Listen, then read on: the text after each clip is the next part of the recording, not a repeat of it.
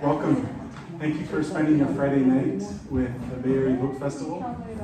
We're very excited to have all of you here. Of course, feel free to make yourselves at home. There's red wine and white wine and water outside. There's also biscotti. Cheers. So I'm just going to say a few words and then I'm going to hand it off to these wonderful people here. So good evening, everyone. It's a deep honor to welcome you to tonight's event, a gathering that feels in this moment like both an act of witness and resistance. Tonight we convene not merely as audience, but as participants in the urgent project of remembrance, reevaluation, and reclamation. Thank you. We are here for Erasure, Archives, and Disappearance, a conversation that is made richer by the stewardship of our moderator, Linda Norton. Linda is not only a poet and a historian of Oakland's ever-persistent spirit, but a chronicler of what endures and what is nearly lost in our histories. Her dedication to uncovering the overlooked layers of Oakland's past and present invites us to consider the silences in our own archives and what it means to tend them with care and rigor. Tonight we welcome Quraysh Ali Lansana and Daniela Naomi Molnar. Welcome. Two visionary artists standing on the precipice where art, activism, and radical memory converge. Quraysh Ali Lansana's Killing the Negative asks us to pause before the archives we've inherited, to recognize not just what is present, but what has been violently excised, redacted, and burned away. In collaboration with visual artist Joel Daniel Phillips, this work responds to the Farm Security Administration's infamous killed negatives, photos from the Great Depression destroyed by bureaucratic decree because they threaten the dominant narrative. The black holes burned into these images are portals, reminders of how power erases what it cannot abide, yet also of how survivors and visionaries insist on new meaning, new belonging from what remains. Daniela Naomi Molnar's Protocols and Erasure faces a different but devastating excision. Created from one of the world's most renowned texts of hate, the Protocols of the Elders of Zion, Molnar transforms a manual of anti-Semitic violence into a space of meditation, erasure, and healing. By meticulously redacting and reinscribing the text, she excavates questions of power, memory, inheritance, and the radical hope that language might yet contain justice. What does it mean to turn a documented injury into a poem? What does silence, deftly shaped, reveal about survival and the right to narrate? So we take up these questions in a political moment marked by profound rupture and reckoning. As we approach the United States' 250th birthday, many of us keenly feel the threat to our democracy is not simply theoretical. More than 75% of Americans say they believe democracy is under serious threat. Faith in our institutions, leadership, justice, belonging is at a nadir. National policies threaten to rewrite who is allowed to belong, to erase the histories and futures of the global majority, to edit out dissent and difference under the guise of unity. But in spaces like this, we refuse reactionary erasure. Instead, we amplify the voices and images that dominant culture would consign to the margins. We remember that both poetry and art are not luxuries in times of crisis, they are essentials. They remind us, as Joy Harjo writes in Killing the Negative, there are many kinds of time in a photograph, just as in a poem. As for the black shot dots, we crumple them up, and when we build a fire for dinner, we burn them, asking that anything that would endanger us be put away from us. And then we sing a song of protection and love. The Bay Area Book Festival exists for precisely this, to create common spaces for difficult but transformative dialogue. We gather not just to be moved, but to move forward, armed with the knowledge and creativity that these artists share. So as we face a political landscape, queasy with revision and repression, let's take our cue from Lansana and Molnar to remember what's been removed, to inscribe our own presence, to keep returning to the archive not as passive receivers, but as loving, relentless editors of our own collective survival. I'll say a little bit more about the Bay Area Book Festival after our talk, and I'll welcome you all to become a friend of the festival.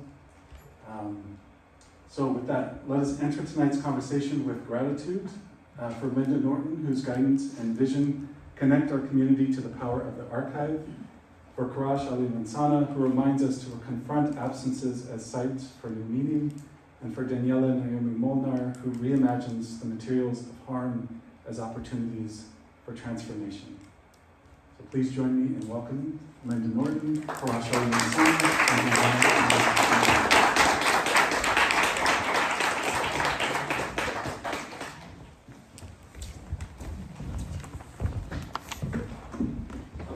Hi everybody. I am soft-spoken, so can you hear me? Yeah. Okay. I'm very happy to be here with these artists, and I'll tell you more about them. But first I want to say why I'm so interested in this. I was a publisher for many years and published this book at University of California Press.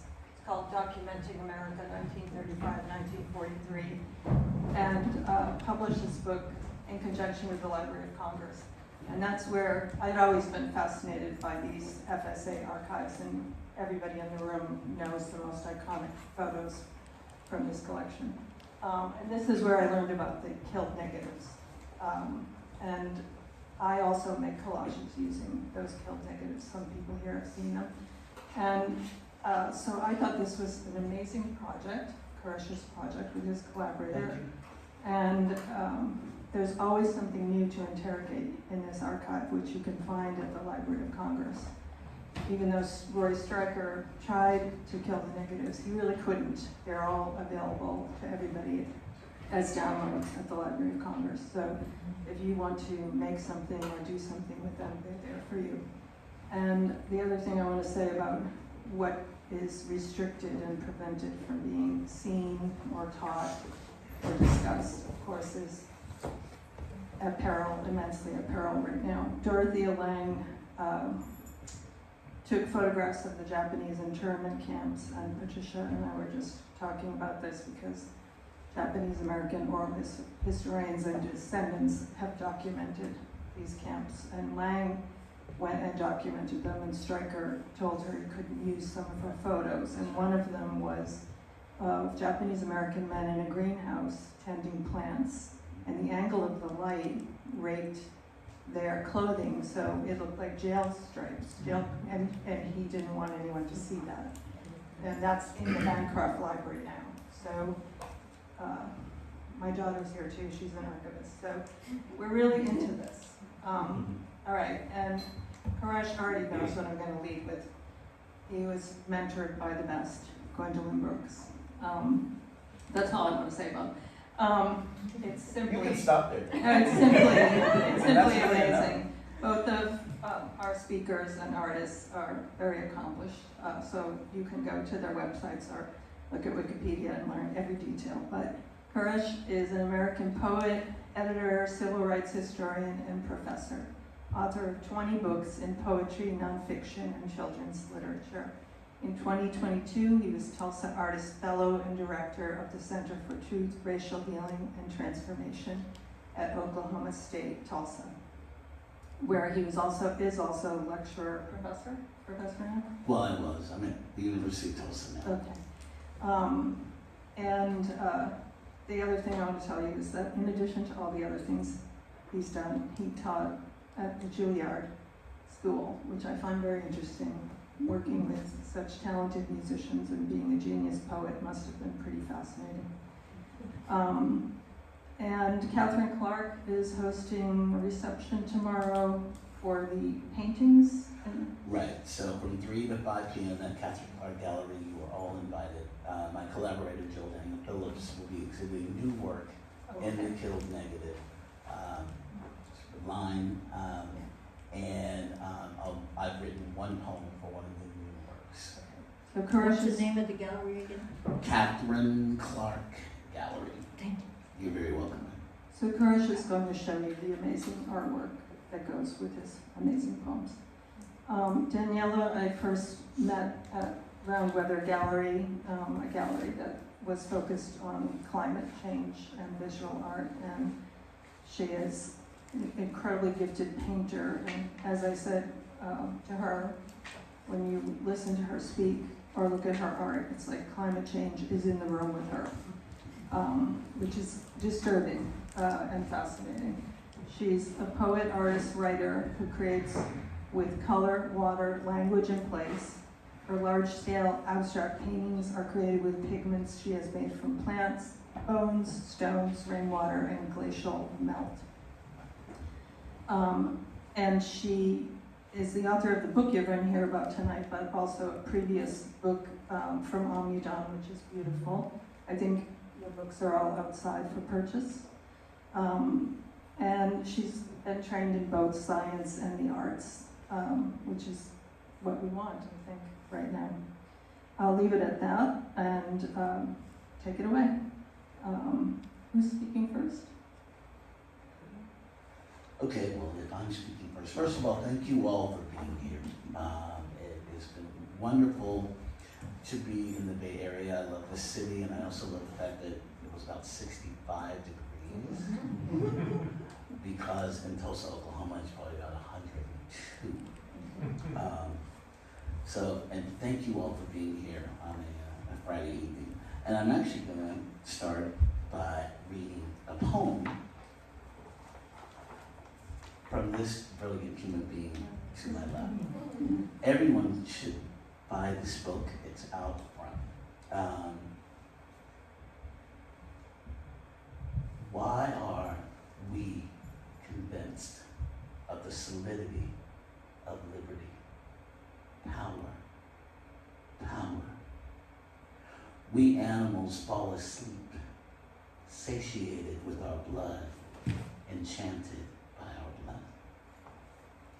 I think that's brilliant.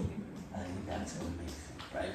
And that she took the most anti-Semitic, one of the most racist texts in the history of language, in the history of humankind, and could find the first stage is blind, the second, the reign of the invisible, a mind changing, secret power,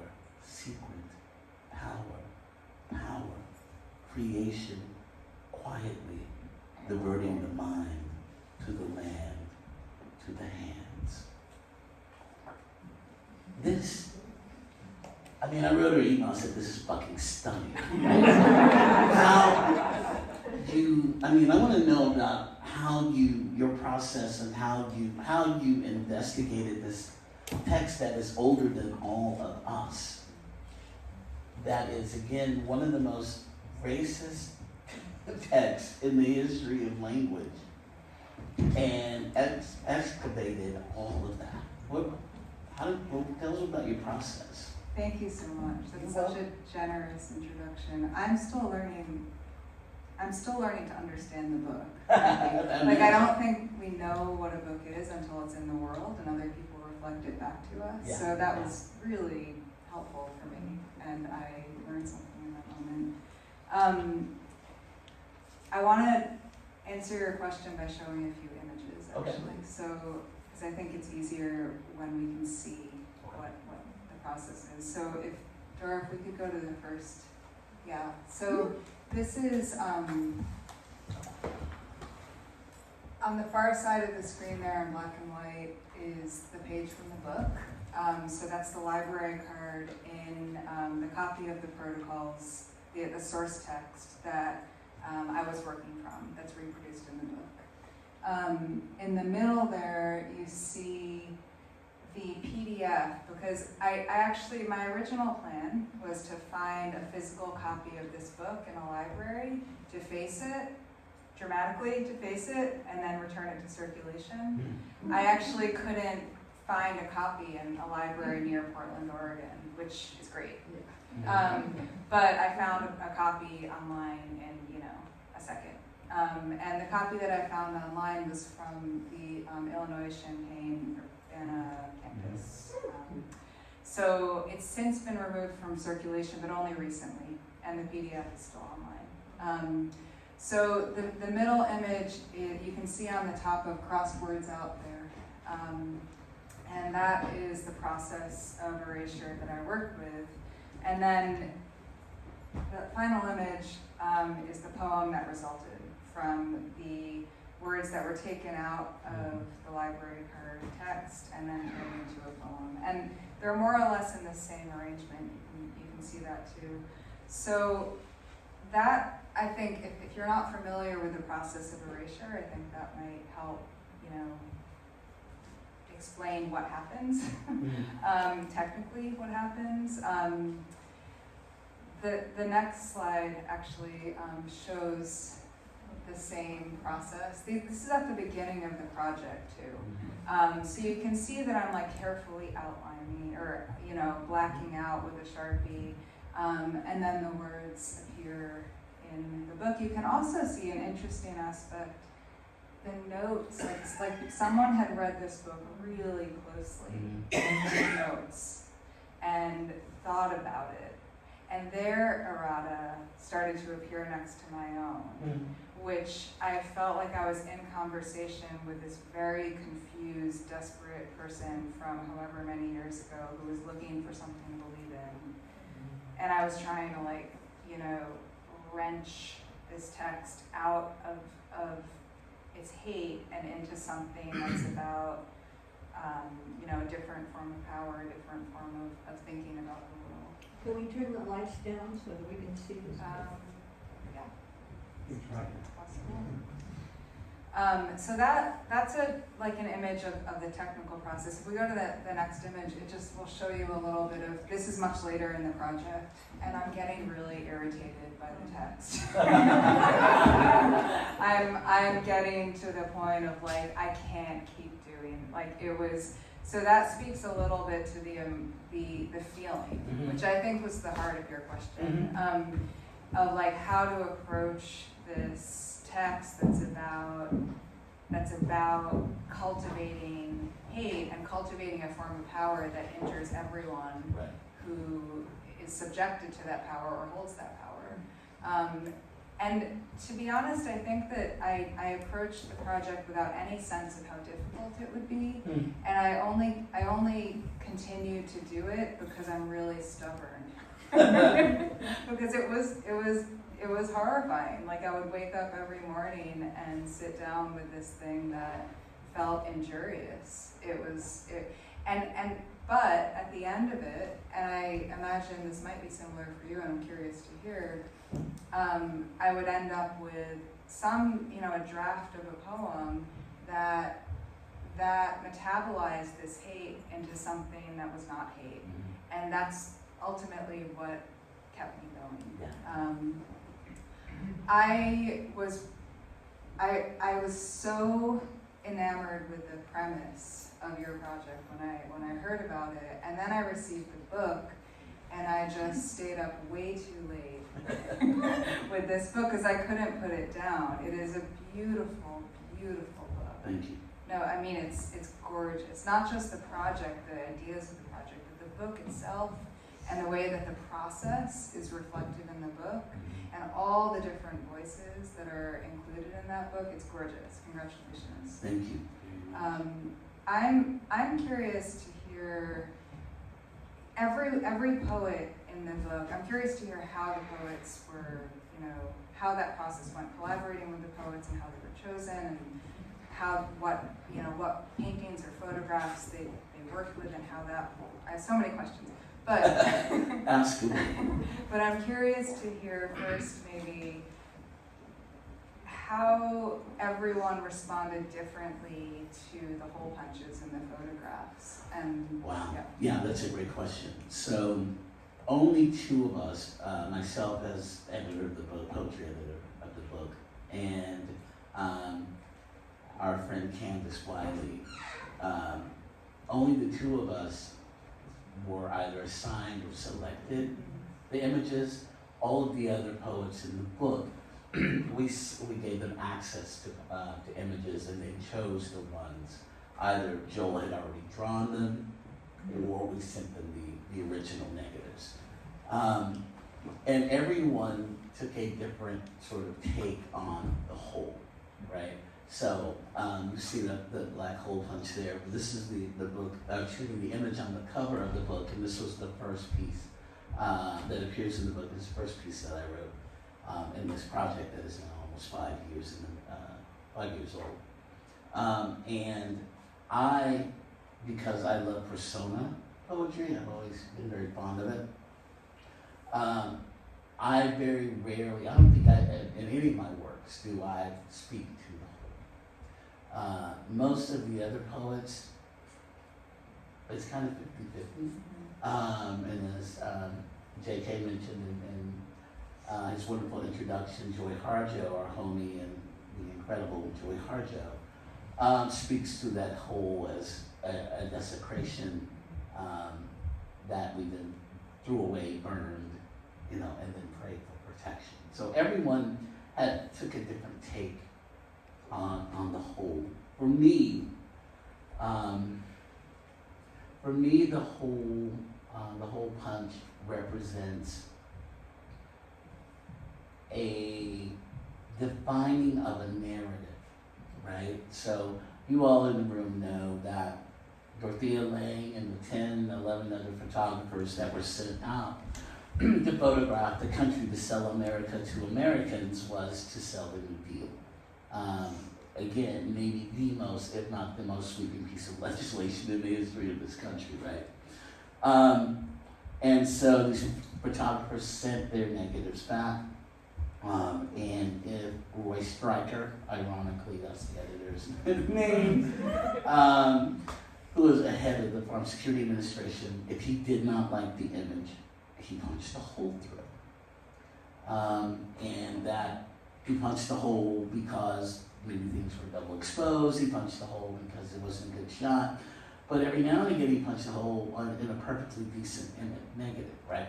And one of the photographers wrote him and said, "Stop killing my negatives," which is from where we drew the title of our project.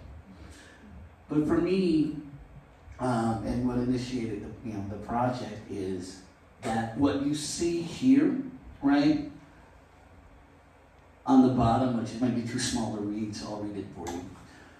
After Arthur Rothstein, American 1915-1985, untitled photo possibly related to Negro boys selling pecans by road near Alma, Georgia, 1937. Positive proof of 35mm nitrate negative, courtesy of the Library of Congress, and then its filing number. That's all the language. That's it. That we're connected to what amounts to about 800,000 images, right? 350,000 of them were killed. The other 500,000 were, processed, sent to Congress, sent to magazines and newspapers, again, to sell the New Deal.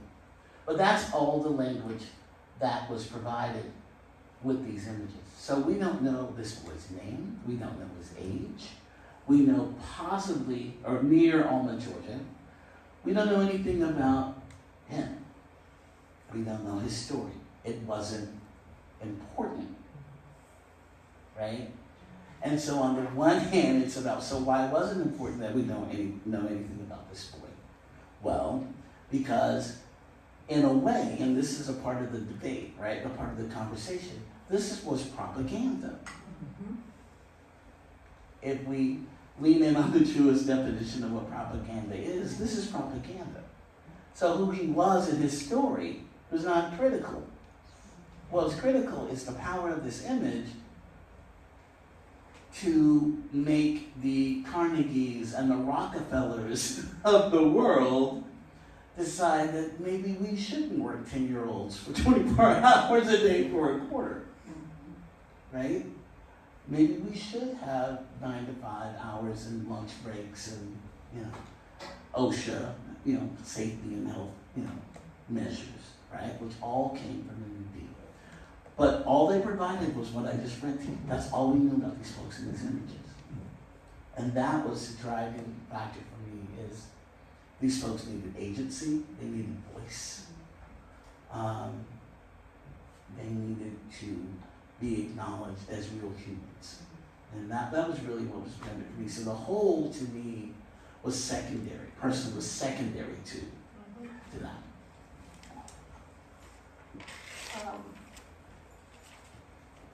Yeah, I want to say that some of the subjects in those 800,000 images have spoken up for themselves. And that is very interesting because in a way it's almost like they're killed, not just killing the negatives. They've been used for their purpose. Right. And often it's an iconic purpose, like the famous picture of the cleaner in DC holding her broom or her mop. Right. And migrant mother. Well, a lot of these people have spoken up and said, well, actually, I kept living, and this is what has happened. And I'm very interested in both of you using propaganda for different purposes. But I know it must have been hard, Daniela, so why did you do it? I did it, I think, for the reason anyone makes art, which is partly for the world.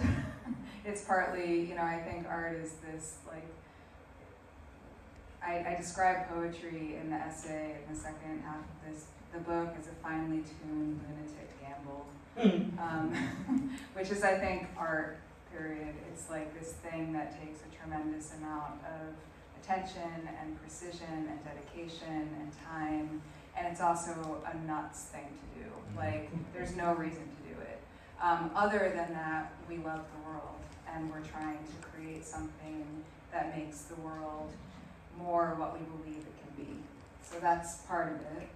The other part of it is a very, it has to do with my lineage and trying to, it's so obvious in retrospect, but when I started doing this, I didn't realize this is what I was doing, but I was trying to undo my own hurt. All four of my grandparents survived concentration camps, Nazi concentration camps. And they all survived, but they all never were really themselves again. I mean, I didn't know them prior, clearly, but I knew them after, and they were all extremely traumatized, damaged people who really never recovered. And I grew up loving them and loving their damage and loving, what wasn't there. But really the project was part of a larger project that's extended into various media to try to take this horror and turn it into something that's about love. And that's not something that occurs, in a linear fashion. I had a reporter ask me recently about the book, like, are you afraid that that your book will drive people to the source text, to the propaganda? And I was like, well, maybe it will, but the source text isn't dying.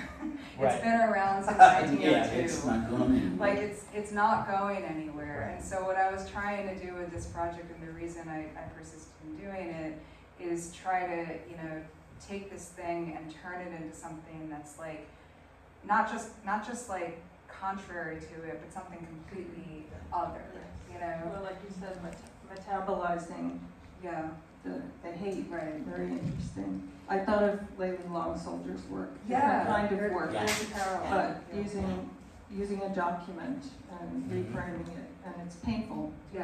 And it's also what poets do. Yeah. It's a unique project in a sense, but it's what, and erasure poetry is a unique approach, but it's also what poets do. Like, we're trying to reclaim language as a medium that isn't eroded into hate, that isn't just like this thing that can be tossed around and used to injure people. I just want to show quickly the very last slide, if we can, because I think it helps illustrate the metabolic process. Yes, that one. So this is the other stuff that I do, and this is part of the same project, really. It's a completely different medium, but the flowers that you see are flowers from a former concentration camp that's just become like an overgrown field in Poland. It's Coronilla coronata, purple crown vetch. And then the pigment in the middle is the pigment that came from those flowers. And then the paint in the last image is that pigment combined with water from the river that runs through Krakow for this concentration camp is. And so this is the other part of the work that I'm doing to try to like take this horror and turn it into love. And a friend who knows my work well pointed out that this is a parallel, and I was like, oh yeah, I guess you're right. There's so much that I think we do as artists that we're not aware of. But yeah, that's why I did it. That's why I did it. Thank you for saying that. I didn't know the whole story. Yeah. Thank you. The painting, I don't know, the drawing actually, of the boy selling pecans. The poem that you wrote in response to that painting, that photograph, is such a beautiful poem and so deeply felt as an ekphrastic poem. Like I felt like I was really hearing that boy's voice. I don't know if you could read that poem or tell us more about the process. And thank you. So I do want to say while I look for this poem, that these are all hand-drawn renderings of these negatives by Joe Daniel Phillips, my collaborator. And so that's charcoal, graphite, and ink by hand. And of various sizes, right? There are some of the images that are in the book that are part of our exhibition that are the size of this wall, and some that are smaller, right? So for this poem, I researched what I could on Alma, Georgia, in 1937, and learned a few things. I found an almanac from that region. And one of the things that you should know is that behind him are pine trees. And at that time, in the 30s, Georgia was responsible for providing pine for pulp to make paper, the largest source of pine in the country during that period. Instinct. Piney woods ain't no place to be poor and colored. Papa had 11 acres, then they come for the land. Make him so scared he buckled. Sold it so they can make paper up north. Razorbacks ate most crops. Hateful pigs.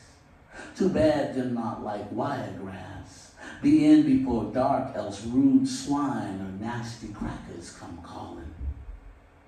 We crouch at First African Church, praying both hogs leave us be. No look no white boy in the eye. Them say it's disrespect.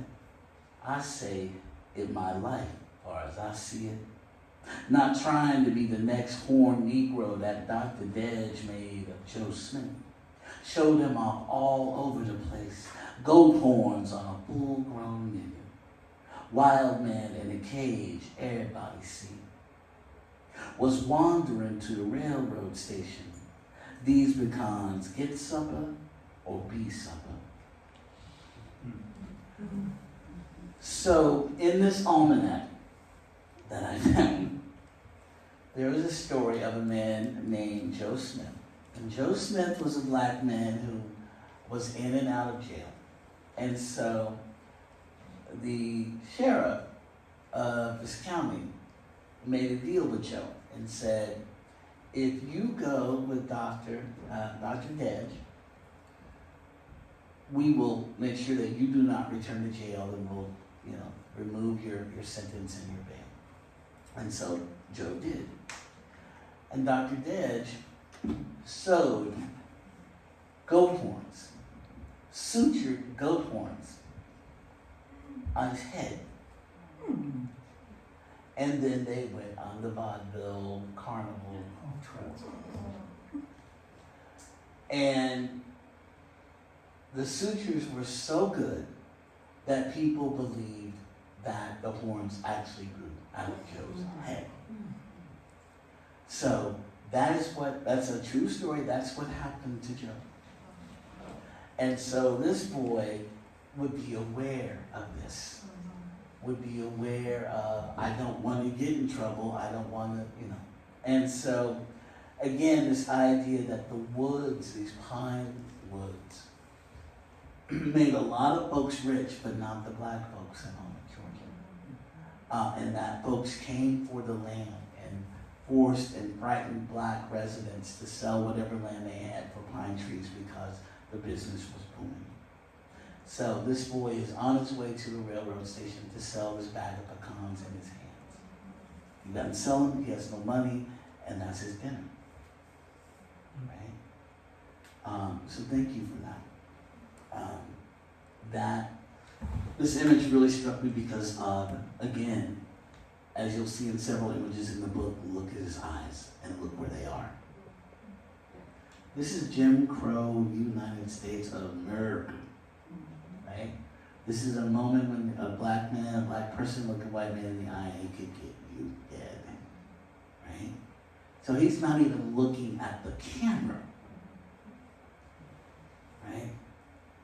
Yeah, everybody here probably knows Let Us Now Praise Famous Men, and James Agee talks about the different ways people react to having a camera in their face and the different dangers it poses. Yeah. I wanted to say, or that both of you are working with a slowness in an age of speed. The camera shutter is very fast, and the distribution of propaganda and hate is very fast. And I just wanted to ask you about, both in your own work and perhaps in your teaching, with how you emphasize inquiry and documentary. And also I want to ask if you used Zora Neale Hurston's WPA oral histories in any way in your research. The way I think about that, when my mother was born, Zora Neale Hurston was interviewing the formerly enslaved people. That's So right. it means, to me, it just means it's all very close up, even though people treat it like it's far away. Yeah. But those are just some things I'm thinking about speed, inquiry, documentary, and so forth. Okay, I'm fine. Zora Neale's work certainly informs my scholarship, informs how I approach the work. I hadn't gone back to revisit it when I started on this project, but that stuff's, you are what you eat, right? So it's a part of who I am, for sure. And Zora died penniless, unmarked grave. I think that, what was the rest of your question? I just was asking about slowness, and also just both of you as mentors and teachers. How do you get people to slow down? Not that all of your students are young, but a lot would be in the age of speed, and it takes a long time to do what you're doing. Physically, it's embodied, and it's hurting also for the artists. And the level of research and thought and context. I want to just ask you how you deal with that and how you teach that if you have the opportunity to do so. Sure, I can speak to that. I mean, the pigment work that I showed an example of is extraordinarily slow. there's no real reason to do it.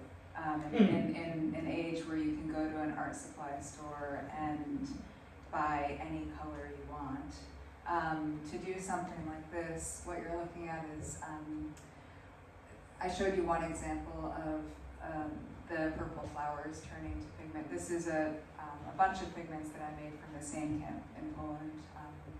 The camp is called Quraysh. But this was, many months of work to make those colors.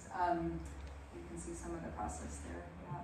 So I teach pigment making really as a way to teach poetry. People don't know that when they sign up for a class with me to learn how to make pigments from flowers or rocks or bones. but really the process of making pigments necessitates slowing way down. And in slowing down, inevitably, people discover ideas, memories, thoughts, aspects of themselves that just get, we just stop perceiving them when we're moving quickly. So the process is really its own reward. You end up with something beautiful, you end up with something ultimately useful if you're making paintings, but really the process is mesmerizing and so generous in what it offers. And I feel like teaching poetry to adults or to young adults, I don't teach children because teaching children terrifies me. But to young adults or adults, teaching poetry is a similar process. There's always, I feel this, even as someone who poetry is absolutely central to my life, I feel a resistance to reading poems sometimes, or to engaging with poetry. It's like, because it's demanding. Yeah, It's demanding that you slow down. Right. And that you not, approach it with a sense that it will, give you what you want immediately. Yeah. And sometimes I'm just like, really? You do this? And so I feel like when I teach poetry, there's always that resistance. And I also feel like there's an eagerness. If someone's showing up to a poetry class or to an art class of some sort, there's a desire, more than like making a thing, there's a desire to slow down. Yeah. And it's just a matter of like creating a space in which someone can and feels like okay. And also, I increasingly I've found that when people slow down and are able to listen to whatever internal and external ideas are there, it's a little scary and a little dangerous, because we are, as JK's beautiful introduction touched on, we're in such a terrifying time. Yeah. And so I feel like creating a space in which people are given permission to both, listen to the things we don't normally tune into, and also not necessarily go straight to the heart of the thing that's going to hurt us most, because it's just too much, too fast sometimes. Well, I teach undergrads. That's a whole different thing. I think that there are a couple of things to your question. One, I think, was that with the prompts that, particularly my intro to creative writing class, and even my advanced poetry classes, the prompts and the demands that I put upon them forces them, whether they like it or not, to slow down and address the criteria for the writing. And that can be hit or miss depending on the particular undergraduate. But that's one. And two, and I think to Daniela's point, probably all of the writing assignments that I force upon my students have an aspect that demands that they investigate themselves.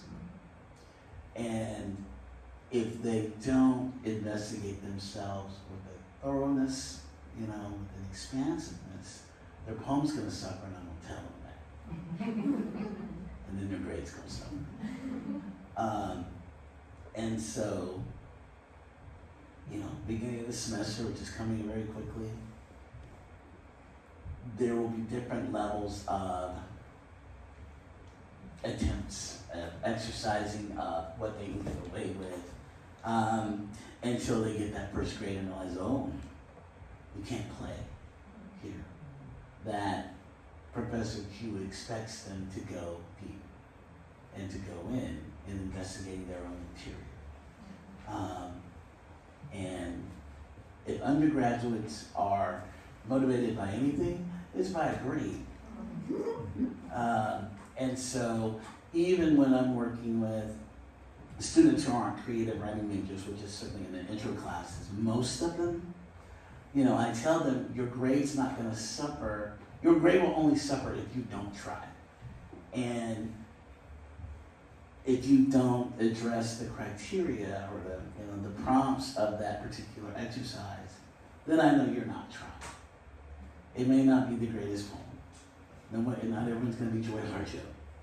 But if you made the effort to address everything that I've asked of you for this particular exercise, it will force you to slow down. It will force you to think. It will force you to investigate your own material. And if you've done that, you're going to get a good grade on it.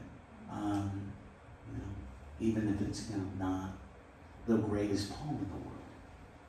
But the exercise process, the exercise of going through all of those steps forces these young people, my students, to slow down, whether they like it or not. I think, grades are this artificial system that it's useful and it's there for a reason. But I think what you're saying is true also for, it's a way to teach people ultimately that, because you can't write a poem if you're not really in it. Right. Like you can't half-ass a poem. You can, but there's no way to do it. It's impossible. So the grades are creating a learned mechanism for this is how it's done. Although I'll push back on this and only this. So I was teaching in the MFA program at Chicago State University when I was running the Gwendolyn Brooks Center. And these were MFA program, right? And a young man, the assignment was write a sestina. And this young man wrote possibly the worst sestina in the history of the English language. And it only honored the patterns, right? And the stanza lengths. But there was no attempt to create any sort of cohesive narrative or anything, which is not necessarily always what's necessary for a successful sestina, if that's your goal. He was just trying to meet the assignment. And so he brought the sestina in, and I'm like, And so we workshopped it, right? And it was actually other students who got angry with him that he didn't make the effort. To the point that 2 of my students actually got into a physical altercation in the workshop. Did you say that happened in Chicago? Shot City, South Side. And that was crazy. But on the one hand, he was just simply attempting to put something forward that honored the alignment and the pattern of a sestina. And it was the students who were like, man, this bullshit. Yeah. Right? So it can happen. Hopefully it doesn't happen very often. But it wasn't a good Say it again. It wasn't a good poem. Oh, it was horrible. Yeah. JK, do we have time for questions from the We audience? do. So we have a theater troupe that's going to be in here at 7:15. So we have probably room for a couple questions, and then we can continue the conversation outside.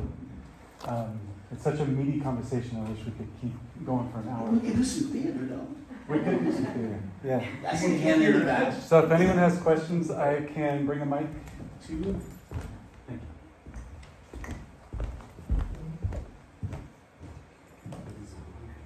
I was intrigued by just where the holes the striker made. I noticed the one was at the girl's shoulder. Right. Were you writing about that? Were you paying attention to where those holes were struck? And I also have a question for Daniela because I couldn't remember the name of the flower. Regarding the holes, and Thank you. we're talking about 35 millimeter negatives that are not this big, right? About that wide. And we're talking about the 20s and 30s into the 40s, and so he's working on a light board, old school light board.